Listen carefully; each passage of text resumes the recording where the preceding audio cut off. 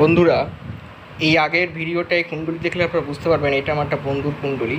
এর আগের ভিডিওতে আমি কুণ্ডলীতে কাল সর্পযোগ থাকা সত্ত্বেও কত ভালো স্ট্রং কুণ্ডলী হতে পারে সেটার এক্সাম্পল আমি আপনাদেরকে দিয়েছি।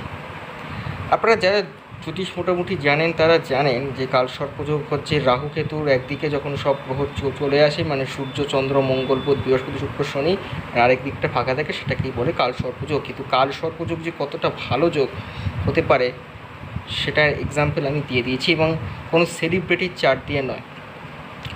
তো আগের এই জন্মছকটার আগের ভিডিওতে আমি যেটা বলেছিলাম যে জন্মছকে কী কী রাজযোগ ধনযোগ রয়েছে, কোন ঘরটার রেমেডি করতে হবে সেটাও বলেছি। এই ভিডিওটায় বলবো যে আমার বন্ধু এখন জিজ্ঞেস করেছিল আমাকে যে এটা কোন কেরিয়ার ওর জন্য বেস্ট। তো জন্মছকে কেরিয়ারে দেখতে গেলে আমরা সবার আগে 10th হাউসের শনিকে দেখব। তো শনি 10th হাউসে বসে রয়েছে চন্দ্রের সাথে, এবং শনির দৃষ্টি রয়েছে ব্যয়স্থানে, এবং ব্যয়স্থানে এখানে রবি মঙ্গল প্রায় অত্যন্ত শক্তিশালী অবস্থায় রয়েছে।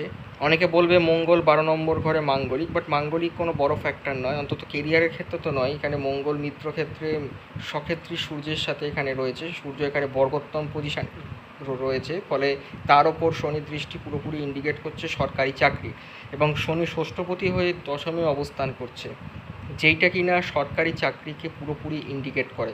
ফলে এই জন্মছকে কেন্দ্রীয় সরকারি চাকরি পাওয়ার চান্স বেশি রয়েছে।